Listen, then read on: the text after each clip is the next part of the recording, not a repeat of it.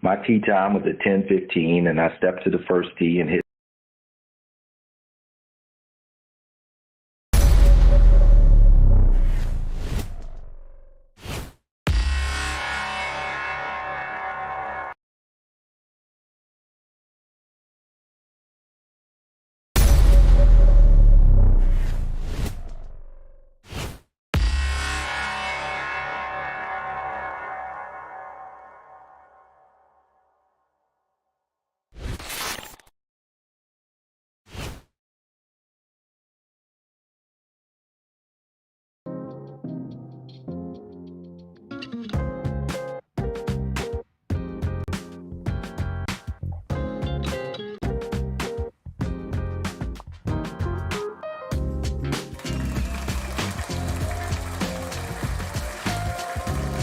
Okay, let's get ready. It's the golf locker room, y'all.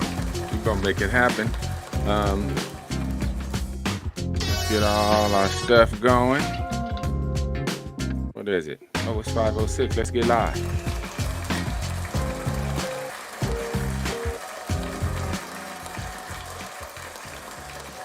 All right. Welcome to the golf locker room. Welcome to the golf locker room. All right, we keep it moving.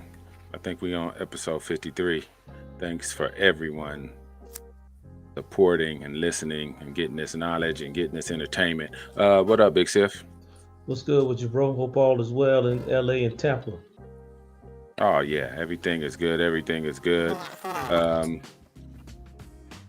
Lord, we got children. We got children. And then, as soon as you put this on, guess what we got? Somebody beautiful and then turn. Beautiful. Your audio is all bad though.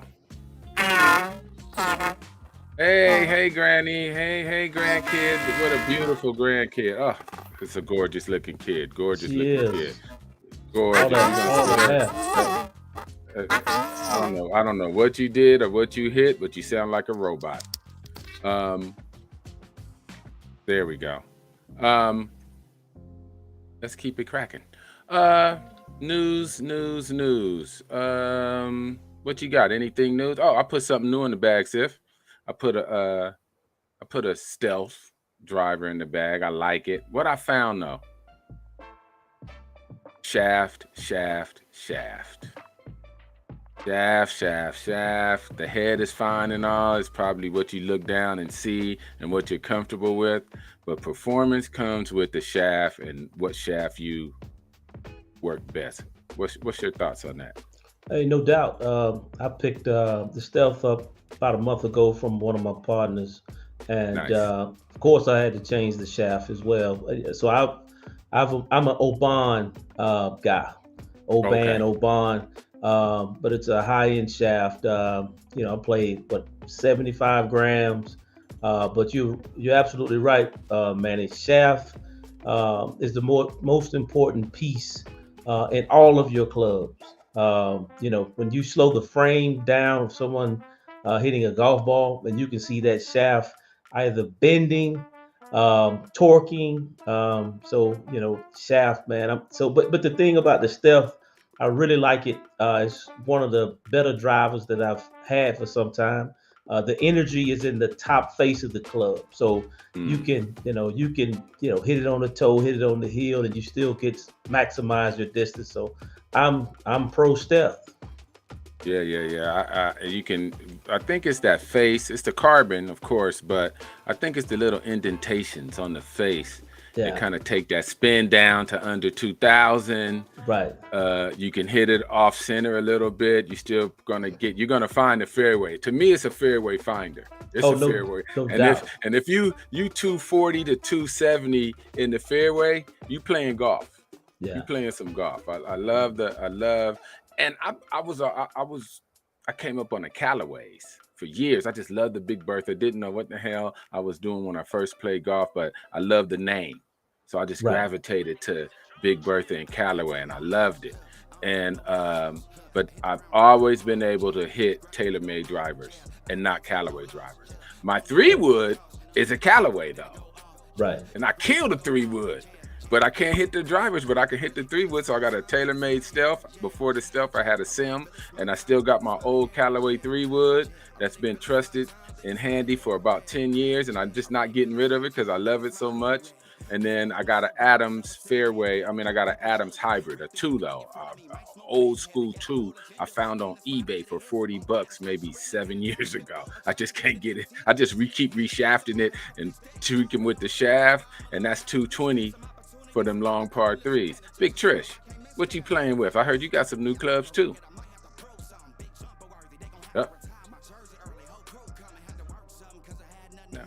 Yeah. That you brought the grandbaby in and it just tore it up. Come back in. It's all good. Yeah, but the thing is about tee shot, driving the ball. I think it's a misconception. I think a lot of people feel as though that they have to hit the ball. It's a must. I'm talking about for amateurs. It's a must that you hit the ball 280. If you hit the ball, we play, 64. We play some 7,000-yard golf courses, but the max we probably play 64 to 6,800 around here, and 240 in the fairway is plenty. Yeah. People don't know. I mean, come on, and we play courses. We play all courses. That's what I like. We don't stick to country club courses. We play maybe 25 different courses, and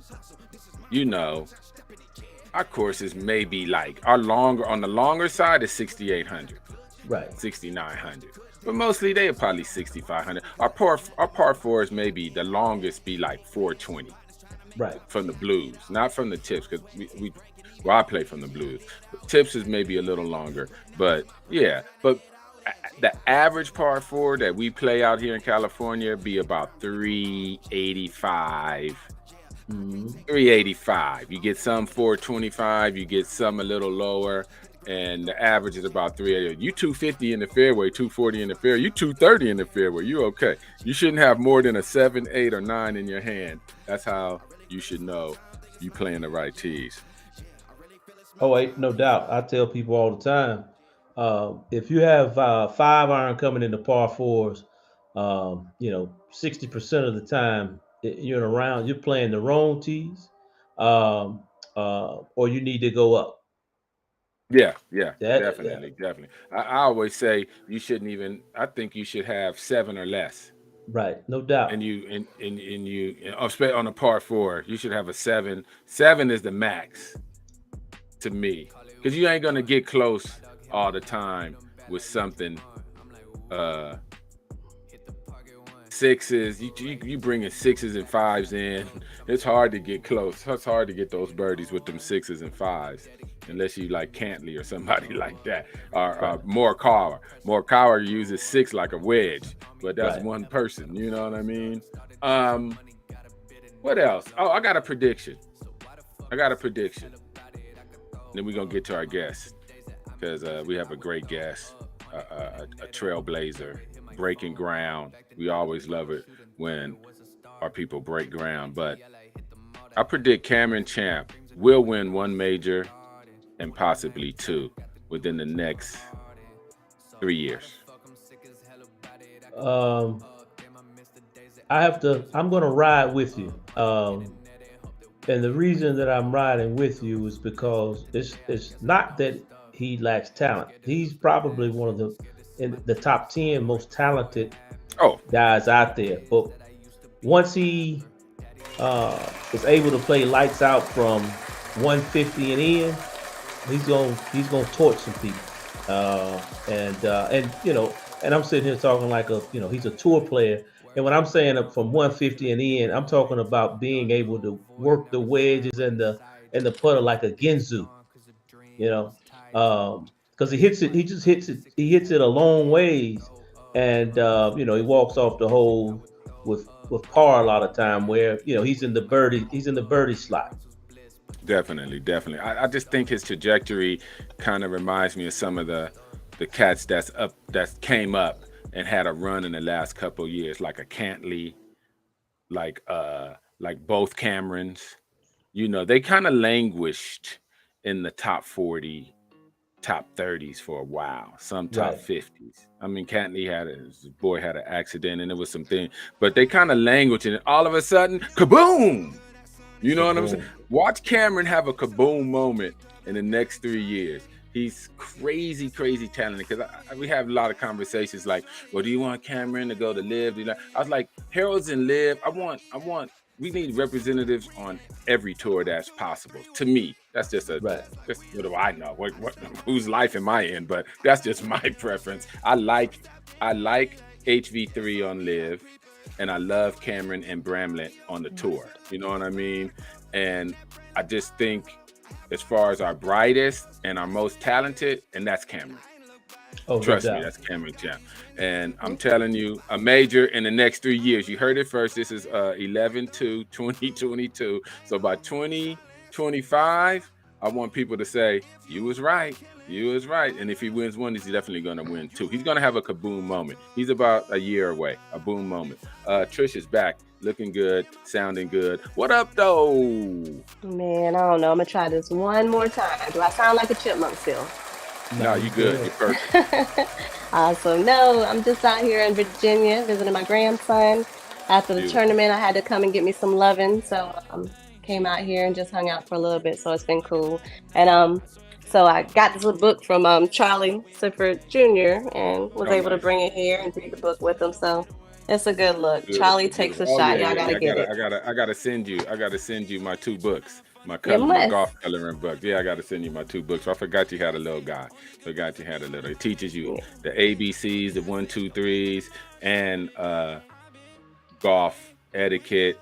And then one book is all 50 states. You learn your states. You learn how to color in. You learn how to spell. And each state represents a popular golf course with an arrow on it to show you where it is. I'll send both of those books to you for sure. Okay. Any quick news or information before we bring on our established guest? Yeah, the news that we have is coming on with the guest, so we're gonna leave that to when we bring the guest on, at least from my end. Okay, you good, Sif? Good to go. Okay, well, shit, we got theme music. Let's bring on the guest. Perfect timing.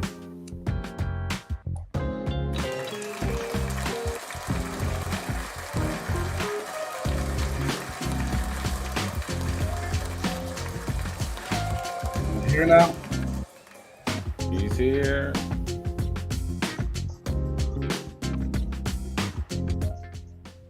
Here. All right, you guys. Welcome to the golf locker room. How you doing, Mr. Kenny Duncan from Renegade?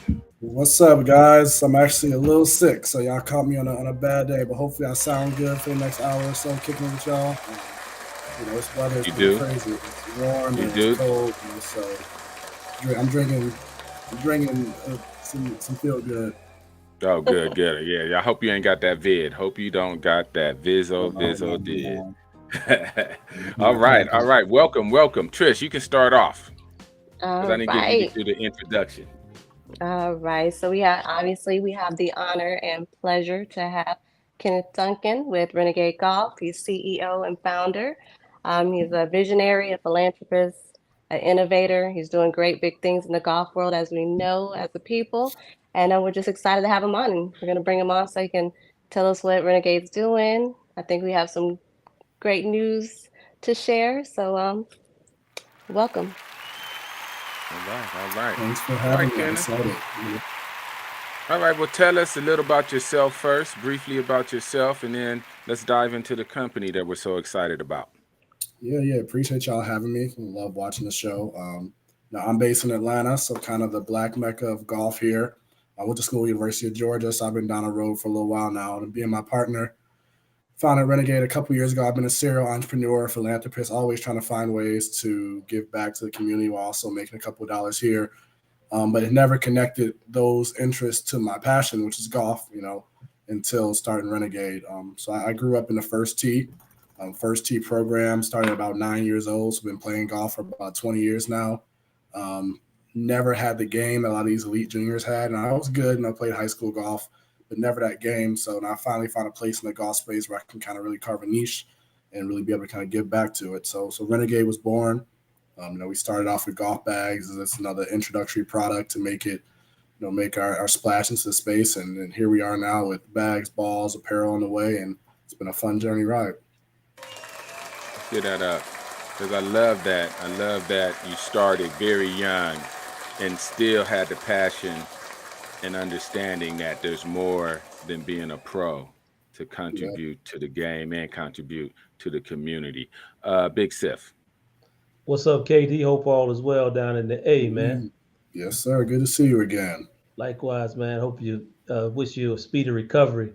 You guys got some good news. Well, I mean, what's the good news, man? We want to hear the good news, and then we can dive into some conversation. We got to get the good news first, though, right? It's a great news. I mean, this is news we've been waiting on for months now, and really for longer than that in the golf space. But as of today, Renegade Golf, we have our name featured on the conforming list for the United States Golf Association. So our golf ball is now officially conforming to the rules of golf by the RNA and the USGA, making us the first Black-owned golf company to ever really appear on that list with the equipment side of things. So it really kind of opens doors and makes us super excited over here.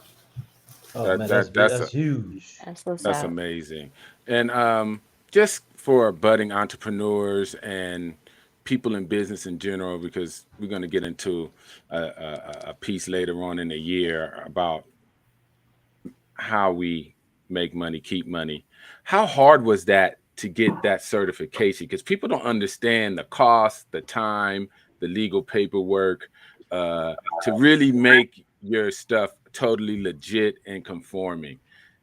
Just you don't have to about your personal business, but just inform the viewers what kind of process that is and how important that process is. Yeah, I mean, it starts with the manufacturing. I give a lot of credit to our manufacturer, bringing on a team around me who could help connect us with the right manufacturing. We first launched the ball, a lot of folks were like, oh, so y'all white labeled another person's golf ball and put your logo on it. I'm like, no, we had to source this. You got to source the material, the Surlyn, make sure that your design is conforming. So there's a lot that goes in. The manufacturers make sure that everything is compatible and conforming from the jump. So a lot of credit starts there. But then even after you get the manufacturing, it's the printing on the ball. Every golf ball, anything that's different about it is a different design. So if you have 2 lines on it versus 1 line, that's a whole different conforming golf ball, and you have to have a completely different status within the USGA. So the design of the ball, working with a design team to look at that, we have a double track embu in our ball, which is special and significant to us, and that shows up. So just manufacturing, design, and then the last part is just the cost that comes into getting certified. Nothing with the golf bodies is free or cheap for that instance, but we really pulled the trigger when it's the right time. We got the ball in the space. It's been on the marketplace now for a handful of months, but waiting to the right time. It's a multiple month process with a lot of review from those teams. So November 2nd on Wednesday, was really a date that we'll remember for a long time because of all the hurdles that came before it. Beautiful. Let's get that up. Because I know it's not easy for any business. Once you start dealing with conformity and compliance and OSHA, and that's the part of the business that's not sexy, but that's probably the most important part of the business and the hardest part of the business, and sometimes the most expensive part of the business. Yeah, starting the business during COVID, it was really expensive. Talk about the logistics and the tariffs and Trump's taxes and stuff like that. I mean, it's calming down now, but that's enough to make a lot of people quit. It was just the logistics and the OSHA you mentioned and the freight and all that stuff. I mean, that stuff takes a lot of patience to really learn how to do it and navigate it. So you brought it up, but that's a great point. Yeah, beautiful. Power to it. It's more than just looking flossy on IG. The back room is tough. Yeah. Being in that back room with them lawyers and that paperwork and shelling out that money is tough, y'all, but it's worth it, and we got to do more of it. Trish or Sif, jump in and dive in. So, all right, Katie. So you start off with golf bags, and then what made you decide to roll into golf balls? What made you bring up, what brought that about? So our goal was always to make golf more affordable and accessible. Accessibility is probably like the number one thing that we drive for as a company. So golf bags was a start because when you get really playing golf, golf bags is one of the first things you buy. I always recommend buying used clubs. Don't go buy the $1,500 clubs off the rack. So used clubs start off, you can probably find, some some kind of cheap balls. But when you want to really become a golfer, you got to have a bag. So we wanted to get bags, put people's names on it, have them have that professional feel while still having an amateur price. But golf balls was always kind of a long-term play. It's something that to get quality right now, it becomes an expensive purchase, especially if you're playing a lot of golf. People paying $60 for a dozen of Pro V1s, doing that a couple times a month adds up. So, we wanted to bring, a quality product to the marketplace where we could compete with those big players, but also have it be affordable for them. So, we intentionally brought a quality ball to the market first, made it affordable, made it accessible for people at various income levels and also skill levels. And I think that we've done a decent job at that. Beautiful. Nice, Beautiful. nice. The thing is first of all, I wish the Dogs good luck this weekend playing the Vols. We got a young kid, a freshman, Jalen Walker, who plays for the Dogs linebacker. Now, we also have a kid that plays for the Vols quarterback out of Greensboro. So that's going to be tough to pull for. But I wanted to get that in. They're playing really well. But KD, just, having a wealth of information and knowledge about the golf ball. And that a golf ball, how can I say this? Everyone shouldn't play certain golf balls. Yep. And so could you speak to people, they got a lot of people that run to the store and buy Pro V1s that can't compress it. And so could you speak to levels of the level of play or who should be playing which golf ball? So that's actually probably the funniest point about having a golf ball, and a lot of the feedback we get. People are like, your ball is better than the Pro V1. It's better than this ball, and I think I enjoy the compliment, and I'm humbled to hear something like that. But a lot of times it needs to be better for you, better for your game, better for your performance, and we love to see that. Golf balls all have a level of core compression. And there are some golf balls that when you play top flight, they don't have core compression in those. They're just rocks. Rocks. That side of top flights have core compression. And, a lot of people play golf balls that have too high of a core compression. If your swing speed isn't high enough to generate the spin and generate the backspin on that golf ball to make it go, you don't get the height, you don't get the green side spin. So, we intentionally brought a golf ball to the market it's a mid to high core compression. But it's a ball that your average kind of amateur golfer can swing fast enough to see the performance, see the benefits of it. We toyed and we've looked at research for a 4-piece golf ball. Those are very niche. There's not a lot of people that need to play a 4-piece. Those are people who are really looking for a complex performance of their ball. And we've looked at a 2-piece golf ball, which, a lot of people don't love how those feel. It has a little bit less softness in the ball. So we brought a 3-piece ball to the market that's specifically focused for your average player, who swings just fast enough, but maybe doesn't need to have, your Pro V1X, your Pro V, or your super high core compression. That's not to say they can't play it. I've seen people that hit the ball a long, long way that come to the Renegade Imbu and say my ball goes straighter. Maybe I lost 5 to 10 yards, but I got more backspin on my driver and the ball is going in the fairway every time. So it really, really does play to a lot of different players and a lot of different game types. Dope. What'd you say about swing speed? 94 to 105, maybe? I'd probably say it's a good range. Yep. Okay. That's probably a good range. But when you get above 105, you do start looking at seeing some benefits of a higher core compression or a 4-piece ball, but it's not a hard and fast rule either. I think it's all about, what you want to see out of your game. Being in the fairway, I heard y'all using 240 in the fairway. You really can't go wrong with that. Every time. And just like everyone drives 300, in the group, everyone is over 110 in club head speed, which is not necessarily true. I'm just saying. That's why that ball's working for you. Because you have 108, 105. Stop it, and get the right ball for you. Big Trish. So the Imbu, that's the name of your ball. So could you tell us a little bit behind the name and how you came up with it? Yeah, so I think, being the first. So first of all, I'm an alpha. Shameless plug, Alpha File Fraternity Incorporated. The first, the oldest, the coldest. I love the idea of really pioneering, being transcendent in a space, and really being first is significant to me. Really opening doors for the people that come behind us and that legacy. So with our golf ball really being one of the first of its kind, I wanted to find something that was representative and meaningful and impactful to kind of name the ball. A lot of these golf balls have random letters and numbers, etc. So I'm going to play on that for the other folks that want to buy it, but I wanted a name that really meant something long term. So a lot of Nigerian friends looking at good African words, and the Igbo tribe in Nigeria has a word named Mbu, and Mbu means kind of first of a line, first of its kind. So if you see it on a golf ball, it's just MBU. People are like, oh, yeah, I got the MBU ball. But I think that knowing us being a Black-owned company, us being based out of Atlanta, us having obviously African roots, I think having our first golf ball name like that is only fitting for what we hope to do, and we hope to have many more golf balls. So Mbu means first of a line, first of its kind, and here we are today with one of the first. So dope. Nice. That's dope. Nice. And if most most of us do like a DNA thing, you're gonna find most of us are probably come from the Nigerian, Cameroon area of Africa. yes, West Africa. I did Yep. mine. Yep, I did mine, and it's probably 28% Nigerian, and then another 10 or 15% Cameroon and the surrounding countries, and 18% Scottish. That's that foul slavery, though. That's why I like golf. But yeah, big Sif. Hey, I had the at the expo, I chopped it up with KD a little bit, and I purchased dozen of balls, and so I'm big on the performance because I used to write reviews for some of the golf balls that we know of, and get them for free, and I write review. And so the thing is, and I told KD this, I said because I keep it 100.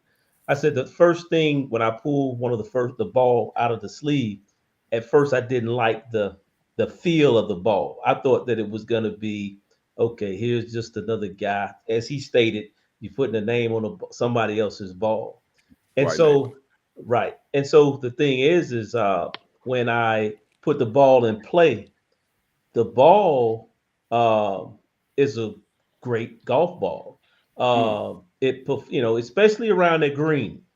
I was very, very impressed with the ball around the green.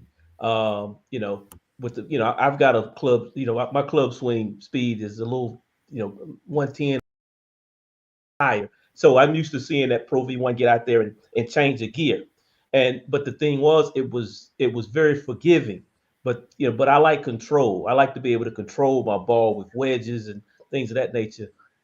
Everyone needs to give Renegade that golf ball a shot because you would be surprised of the control and the feel that you have around those greens. I mean, and that right there in itself is worth more than its weight in gold. It control. Yep. Definitely. Let's get that up because that means a lot coming from you as well. And I appreciate that feedback.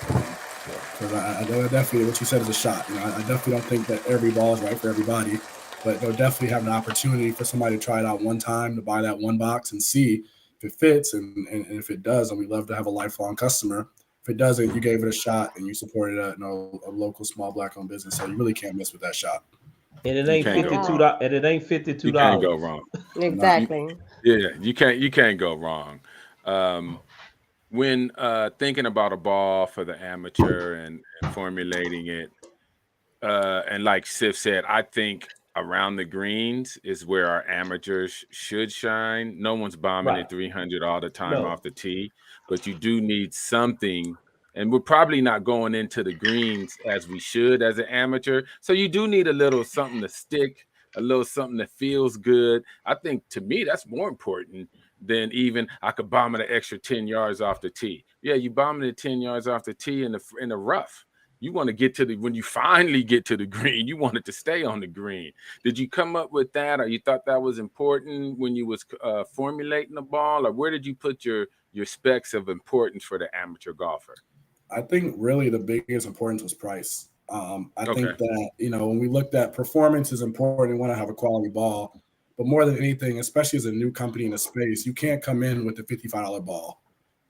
It's also difficult to come in with a $25 ball. I think that both of those have disadvantages in that you're not established. We recognize that people may feel like they're taking a chance with us when they buy their first dozen. So, you have to find a ball that you can manufacture, that you can market, that you can price competitively in the market, and that people can kind of really let the ball speak for itself. So I'd love to say it was all performance driven, but it's really, how do we make sure that people have a chance to give us a chance? So putting a ball that we could price at this place in the marketplace that is below the balls that we could compare it to all the time. I always hear you guys are better than the Bridgestone BX and the Callaway Chrome Soft and the Pro V1. Well, we're also $15 cheaper. So it gives a lot of people that ability to come try us and say, maybe this is my future ball.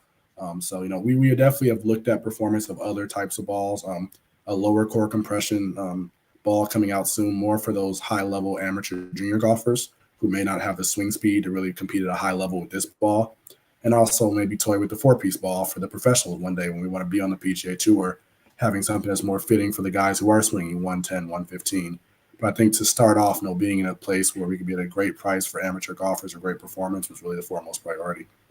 Yeah, Beautiful, no doubt. And, beautiful, and also, just to add, I think that the Renegade ball can both be played in the winter months as well as the summer months. Mm-hmm. A lot of times, people don't understand that concept too, because that ball in the winter months, especially down here where we're from, you guys don't get that coldness in Tampa and LA like we do in North Carolina. But you can have a Pro V1 in December that feels like a rock because you can't compress it. Yep. And so when you've got that middle of the road ball where you can play, it's universal, you can play it any month out of the year, then that's a great thing also. Yep. Yeah. Nice. Trish. So we talk about philanthropy. So in regards to philanthropy, what do you have down the line, or what do you have coming, or to look forward to for like the youth golfers or golfers itself? What do you got? Yes, I was so excited to come on the podcast that I waited to kind of share the news into the podcast, but this has been something that we really waited to launch and bring out till we got that USGA conforming status. So, as of yesterday and really today, because this is the first time we're breaking the news, Renegade is launching a junior golf scholarship for some of our elite, junior golfers, for them to be able to have access to some of the resources they need to be able to achieve the highest and greatest level of golf. And when I think about what those resources look like, I looked at it across a lot of different pillars, starting with the golf ball. Obviously, we make golf balls. I talk to parents who say, my child uses, a dozen balls per tournament. I'm like, how is that possible? They don't lose balls. Well, every couple holes, a junior golfer is going to switch their ball out to kind of keep that fresh feel, hit a tree, hit a cart path. So they're buying dozens of boxes per month. So we start our scholarship and say, we're going to give you dozens of boxes free per month, saving them hundreds of dollars per month. Secondly, we're doing $150 coaching credit per quarter. Some of the best coaches that exist in America charge, $200, $300 for an hour session. And some of our players don't have access to go see them for specialized training, not your everyday coach, but the guy who's going to give you specialized putting lessons or specialized short game lessons. So giving a $150 credit per quarter for these juniors to go see some of these coaches and maybe kind of refine their game. Also giving away, we really, really love what Jeff Champ is doing down in his tournament. I've always kind of looked at the MAC Champ as kind of like the pinnacle of our tournaments that kind of feature us. So I've seen some really, really cool, great players and names come to the MAC Champ. So Renegade is looking forward to paying the entry fees for any of the juniors in our scholarship to MAC Champ, as well as giving their lodging for that weekend for those rounds. As another part, because a lot of parents have told us, like, hey, golf is expensive for lodging and travel. And then last but not least, we want to give away a golf bag. We have golf bags. You got to have your name on the bag when you're at that high of a level, so that really elite feel. So we really looked at all the different areas where these junior golfers tell us they need support. The parents say we need support with travel, we need support with balls, we need support with bags. And we said, how can we help in all those different areas? And I feel like I'm fortunate and blessed enough to have a company that kind of has some of those products. So we're looking forward to rolling that out. So it's going to be big. We're going to have a couple of different players who we're calling a scholarship. It's not a sponsorship, because what I don't want is for junior golfers and parents to feel locked into Renegade. We want you to see our company as a company that can help you all get to your dreams and goals, but also not a sign on the line and sign your life away. So I'm super excited. You guys are really the first ones to hear about it on the podcast. The link is live on the website, so maybe it got dropped a little bit today with that other news, but we're excited to kind of share that. Beautiful, beautiful. I like that because that's full circle. And we keep telling and we keep having discussions, some serious, some crazy, about our place in the black or minority golf space, whatever one you like to say. And it's full circle. It's recycling black dollars. That was the thing 20 years ago, but it still holds true today. Look how each one feeds one and it comes right back. You have the amateur playing golf, then you introduce juniors to the game, and hopefully they get on some type of tour or some type of elite junior. Then you have entrepreneurs that enter the space, and then that circle of money I pay the black or the minority-owned golf company. The golf company takes those resources, hopefully keeps afloat and makes great profit, and then gives back to the same people I care about, and then we do it all again. So it's important to have us in all aspects of this golf circle, because that's how you really, and it's not charity. Everybody's providing a great service. I want good balls. I want a good bag. So I'm going to pay good money. You want to provide a good product. So then you can help great kids and the circle comes around. So that's what we talk about when we talk about recycle black dollars and really trying to enter the space in the right way. So it could be a full circle, not just someone trying to take, and everyone else give. It has to be a circle so it could continue 50 years from now. We still want it to continue. You get taken so much, you're going to stop. Be like, oh man, I'm going to go to Dick's and get this coupon. They ain't doing nothing over there. We need the circle. The circle got to continue. Sif or Trish, either one. Whatever you like to say. Well, so we have the scholarship. So, people talk about growing the game. So just to, expand from that, what does growing the game look like to you? I think growing the game has a lot of different levels to it, because I think that obviously it starts young, but you can also grow the game with some of our APGA tours and stuff like that. But I think to me, it's allowing kids to fall in love with the game and have the resources they need to continue playing as long as they want to play it. I don't think that every junior player is meant to become an elite golfer. I don't think that every good junior player becomes a great junior player, but I think that at least giving them the access and resources to continue playing as long as they desire and want to play, and as long as they continue to, to shoot the scores and have that goal and that dream. So I think that we've for a long time had lack of access to resources, and we still lack the resources oftentimes. But I think growing the game, there's some great companies who are doing a lot to push that, to give us the access to continue to enjoy this great game. So we just kind of want to help be one of them through some of our products and through the scholarship. But I've seen Club Corps invited, giving kids access to country clubs so they can kind of come in and play those top level courses. I think that's a way to grow the game and give them access to places they wouldn't typically play. I see the PGA Junior League, I think, does an amazing job of making golf a team sport. Seeing how Live kind of does that too, with making golf a team sport. I think that grows the game, gets kids interested. So there's so many different ways to do it. But for me, I think it's giving the people that want to have the ability to play the access and the resources to continue to be able to play. Okay. Like that. Yeah, love it. That's a good question. Because we always say we're trying to grow the game. We want to grow the game, but everybody's grow the game is different, and there's no wrong answer to me, just to be honest. But once you hear someone's idea of what growing the game is, then you'll get a concept of how they're moving in the space. And somebody else's grow the game would be different. They move differently. That doesn't mean it's the wrong way. It's just a different way. So that's what we start asking. What does growing the game mean to you? Me, Sif, and Trish probably have all different ideas of what growing the game, but we do want the same goal. As many people having access to golf as possible, whether they go on or just take it to the corporate room and their boss asks them to go play, and then they go and shoot an 81 and get the promotion. That's all right too. You know what I'm saying? That's all right too. Sif. KD, from an old entrepreneur in that e-commerce space, give a young dog like yourself who's up and emerging. You didn't get here by mistake. You put in the work. You worked your ass off to get where you are. My advice to you from an old head, you can eat the head and spit out the sticks, but be careful in conversation,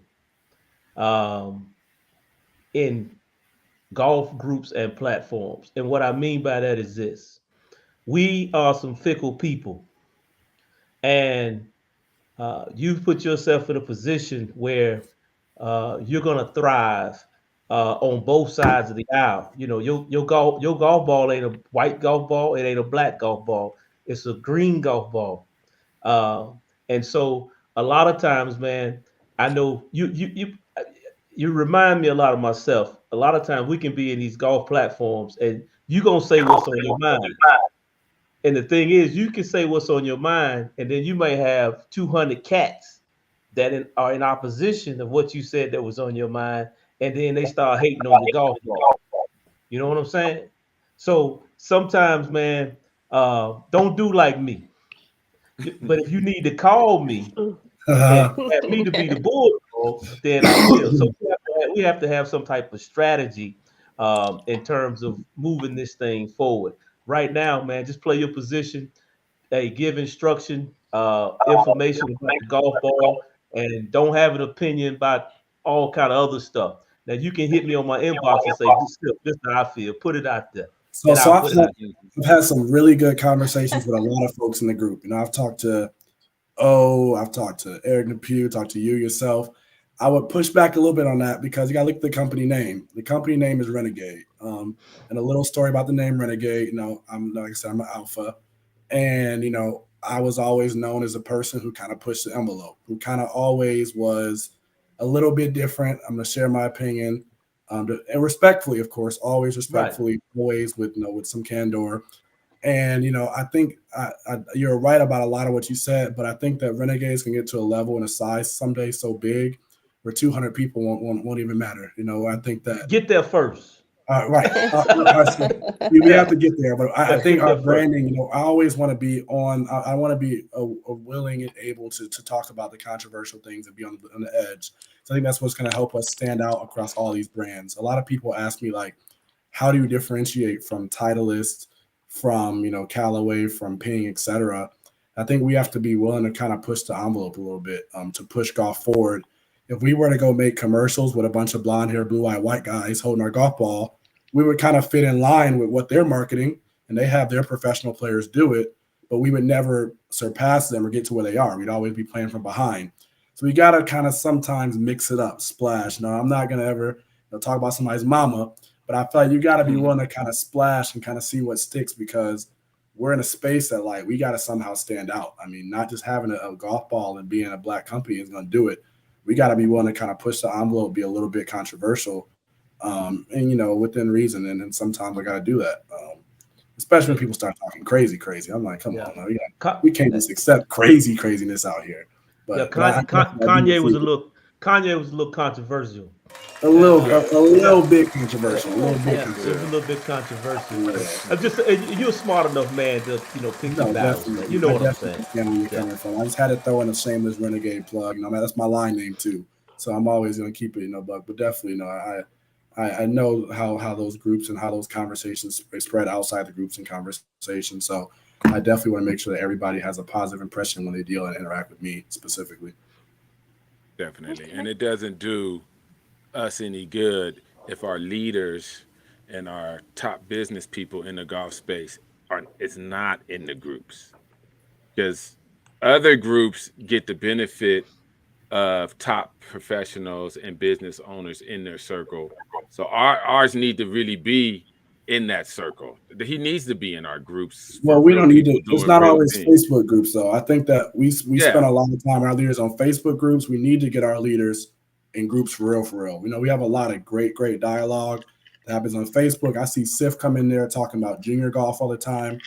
I think it's time for us to have meaningful conversations with our businesses, with our individuals, with our parents, to come up with real solutions in a real group setting, at a table, at a setting like this, where it's not just back and forth banter on Facebook, but we get, the leaders in the business, the leaders in the tournaments, the leaders in the different spaces together, and start sharing these same ideas we talk about over and over on these Facebook groups and boards. I made a comment to Sif a couple of days ago. He was like, man, I'm gonna just go back to where I came from. I'm gonna give up. I'm like, yeah, we got to give up on Facebook. No, we're gonna all have differing opinions. People go in there for entertainment, but we want to actually see some of these ideas come to light and move forward. We can't think that the power of these, we all tout the number of people in our group, 30,000 people, 35,000 people, blah, blah, blah. Like that itself is entertainment for a lot of people. How do we get the 10 to 15, 20 people that want to see the action happen and actually mobilize them to try to create some change. So, the groups, y'all kind of hit a trigger and a chord for me there, because I think the groups are great, but they're, it's fake numbers if we don't have the impact coming from it. Yeah. It's I'm gonna be nice. Moving on. Okay. Because I know the numbers, the real numbers, because I'm a digger. Yep. And I know this IT and internet game, and I can dig and scrape and find and know exactly who's where, who's participating, who's active, who ain't been on in 3 years, and numbers are good. Numbers, and he's right, but numbers are good, and then you take the numbers and do something real with the numbers. You know what I mean? Because for someone that's not really in our circles that might want to do business with us, they're not going to dig that deep. They just look at quick numbers and be like, oh, there's some numbers. Okay, let's go. Let's have a meeting and see if you can impress me with the meeting. That's usually how it goes. They're not going to dig into the numbers. They just be like, they see 50,000 people, like 50,000. Okay, if you touch 20,000, that's more than our advertising budget. Come on, let's give you some money to do I don't know though, because I'm a business major, finance major, and I'm in management consulting full time. My number one rule I apply to business, anything I do, is 1% of 1%. So if I got 100,000 people, that means I can bank on about 1,000 of y'all really clicking on, engaging with, blah, blah, blah, blah, blah. And Renegade has a fairly high engagement rate on our website. We hit above the average, about maybe 3%, 4%. Yeah. That's still 3 to 4% of the people that come to your website who are buying. So when you start to take that 100,000 number, you end up at, 40, 50, 60 real quick. Once you kind of start to really break that down from 100,000 to 1,000 to, and even on a good day, 200, 300. So I think that a lot of people who are savvy in the business space know that and realize that, that engagement rates matter, that click rates matter, that, time spent in a place matters. And I think that all of our business professionals can learn a lot from that, because it's not as simple as I have 2,000 followers. It's, what's your engagement from those followers, and how do those followers convert over time?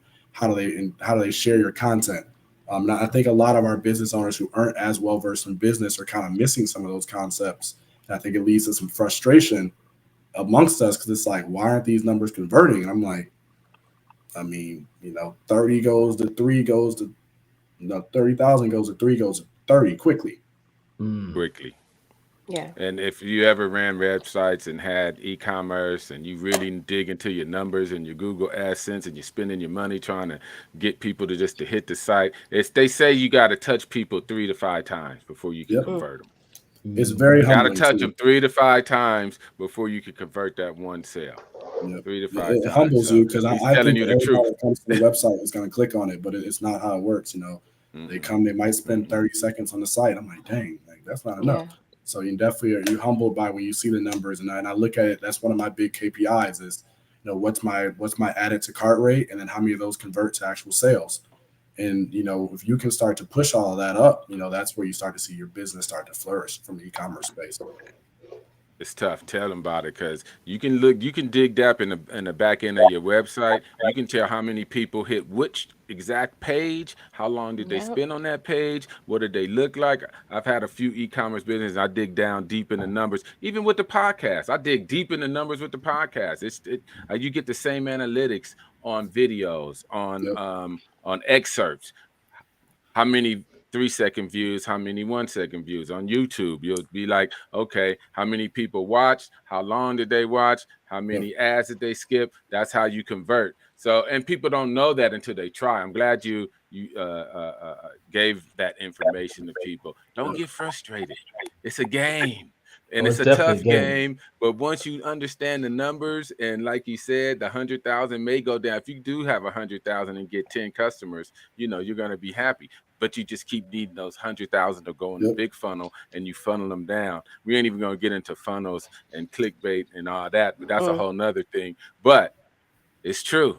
We touch 100,000, we might get 10 customers. And people be like, oh, man, how can you live like that? Everyone else lives like that and better. That's the game. You got to touch people. Well, it ain't ever about the sale. It's always about the resale. So, if you put it out a dynamic product, man, you're going to always have return business, even if it's a couple of dollars more. I would much rather do business with KD, even if his balls were $3 more, because I know I'm getting a quality ball and I know him. And so that's where we miss the boat a lot of times is we won't do business with our own people for a couple of dollars more. I mean, we just don't have the cash capital. We're always cash poor. We don't have the cash capital to go out and be up buy wholesale like Walmart. So we have to charge a little bit more. So, but if we were to support him, then the business grows, and then he grows into a box store. Yeah, definitely.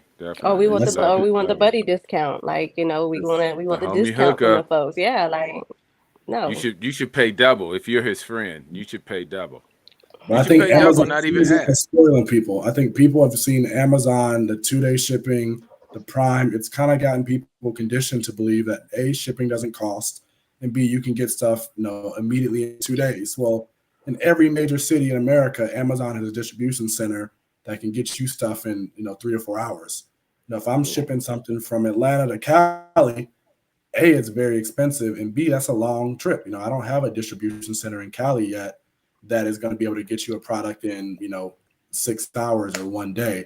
So I think, Amazon's $1 trillion company for a reason. I think that eventually, like our companies, we will get there, and we'll eventually see that where we have distribution centers, where we have the ability to do a lot of logistics, whatnot. But early on, a lot of those costs are high because we're going straight to USPS and post office and FedEx and UPS and taking the rate they give you for maybe a small business. So I think definitely people they can stay patient and be willing to see those growing pains. Maybe one day there is a distribution center, or maybe there is a 2-day shipping option for our products, and I think that happens. Hey, don't you? They can wait.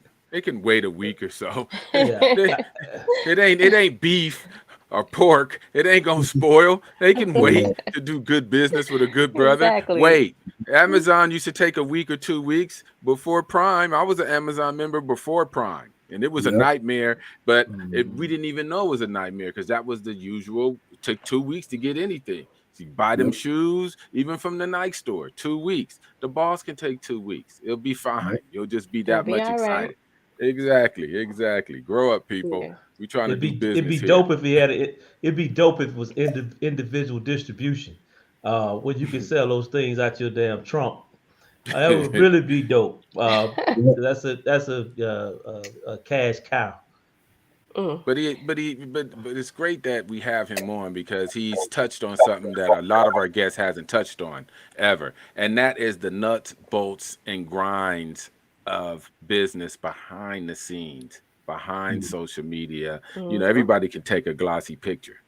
Everybody can slow-mo something and it looks fantastic. And now you can add any kind of music you want on them reels. So you're gonna look nice. I'll be making my reels for the golf locker room look nice, but it's because of just music and slow-mo. Behind the golf locker room, behind Renegade, it's nuts, it's bolts, it's analytics, it's who's viewing, how can we get more, who can click this, who can click that. And it's good for our people to understand that. Don't look at the gloss, man. Don't look at that. That's the fun part.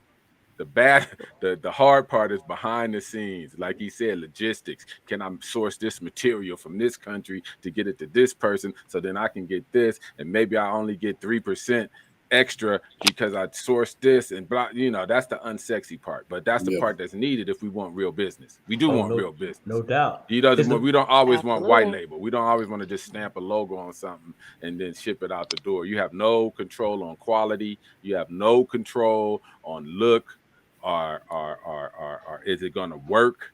Is it going to fall apart? So it's white label is good to start if you're doing something, but basically if you're trying to have a quality product, you need, like Nip Hustle said, we got to start controlling that supply chain. Oh, no doubt. Control your supply chain. No one can ban you or drop you. You control the supply chain. You want to take me out of Gap? I don't care. Go to my website. It's up and running and it's cracking. It ain't missed a beat because I got blocked. So we got to learn that too. Trish. Okay. So KD, does Renegade have any pending plans to partner with any major companies to help expand your marketplace or brand?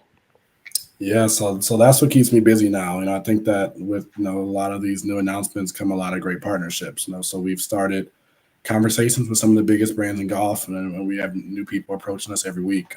So we've been fortunate enough to start having conversations with companies like NBC Golf, who are big in the golf space because of their golf channel and Golf Pass, Golf Now assets. We've been fortunate enough to start having conversations with your Troon Golfs, who have 500 plus courses they manage worldwide and 60 plus courses that they actually own and lease.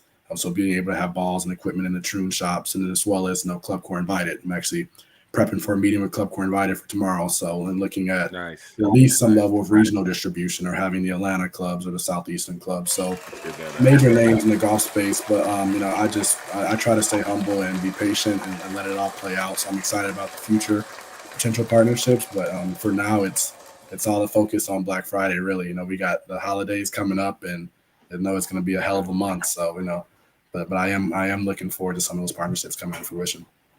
That's beautiful. That's beautiful. It'd be a pleasure to walk in some of those courses and see your ball just sitting there. I think most of us, I don't know, I'm a Club Court member. I'm sure somebody's either been one or stopped one or was one, or everybody's been through the Club Court, and we support them, and I love them, and they've treated me well throughout the years, and I would love to see the ball at a Porter Valley, at a Aliso Viejo, hint, hint, hint, at a Mission Hills and Palm Springs. They're all Club Court owned. Porter de Casa. Come on, let's go. Let's get those balls in there. Love it. Tiff. I don't have any more questions, man. He answered everything in detail, man. I'm pulling for you, KD. You are you're a gentleman.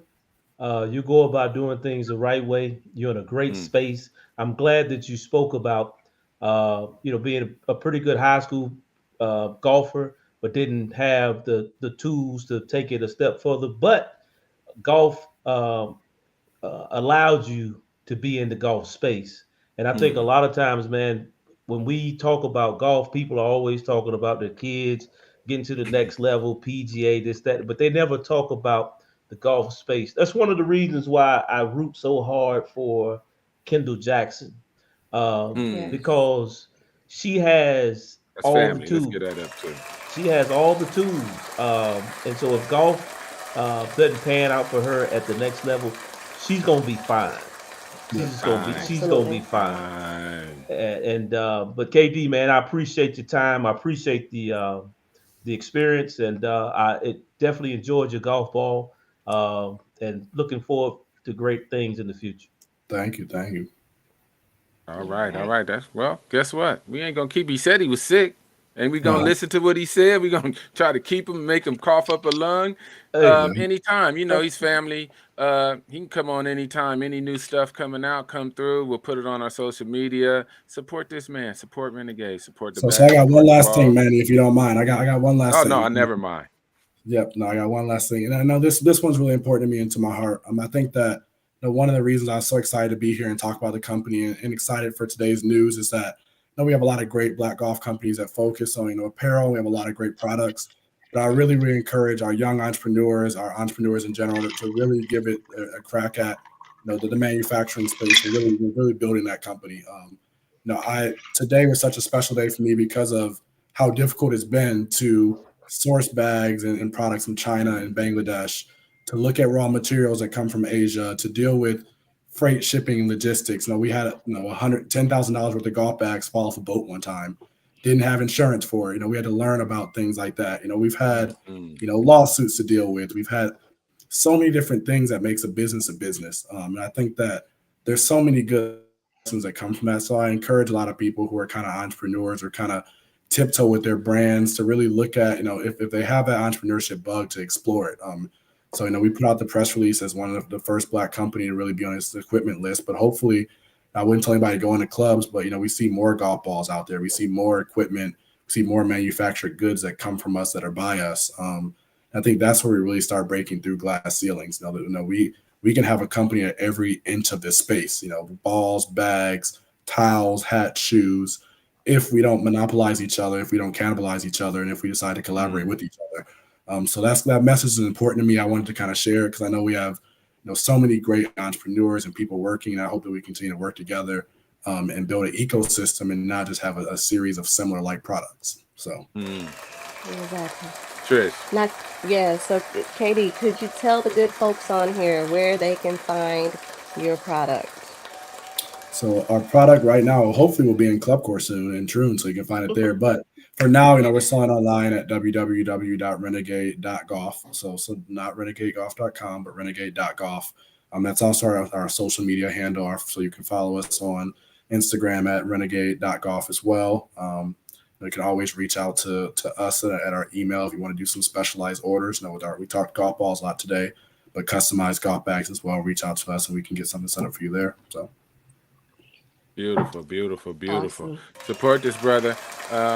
We've been seeing him in the golf bag space, and he's came up with beautiful bags. Now we have a real USGA conformed golf ball to add to his beautiful bag. So, he's proven by himself. He's growing and keeping moving and making new things happen. In a year or two from now, there'll be something else, and he's doing quality and he's doing it the right way, y'all. We always got to support somebody doing the things the right way. Exactly. Any parting words? Apply for the scholarship. If you got a junior golfer, a junior golfer, a black junior golfer, and we're giving away thousands of dollars in goods next year for golfers. So hope to see a lot of names, a lot of juniors who are familiar and unfamiliar applying for the scholarship. Again, it's on www.renegade.golf/scholarships. You'll find a link there. All the information to fill out. Application is in about 3 weeks. So I would love to see all of our best junior golfers applying for it. Really, getting the resources they need to get to the next level. And let's not just gloss over that. That's huge. That's huge. What you're doing. That's huge. That's huge. Look at the kids. They love that. Renegade. Know what that was. Y'all. That's kids. They like, man, look, we're going to play golf. I said, who the hell is that? Going to college soon. That's what that's about. Come on, y'all. He's doing everything. And before he's even huge, he's giving back. He don't have to give back right now. He's just trying to get his company off the ground. But he's already making a huge investment right back into the golf community we say we love. Do we love him? Then, yeah, we got to love him, buy his stuff and support him because he's supporting us. All right, on that note, we out. Once again, remember to get rich and die golfing. Coming soon. We're going to talk a little bit about this entrepreneur stuff. We're going to talk a little bit about how you get money and, most importantly, how to keep your damn money, because a lot of us lose it. Keep your money. Move to the golf course. Buy a second home. Take the grandkids to that private country club so they'll have a hand and foot up just like everyone else. That's what we need to do. Maybe my grandkids, if I ever get any, can be on that golf course and play some of those good golf courses. And on that note, deuces.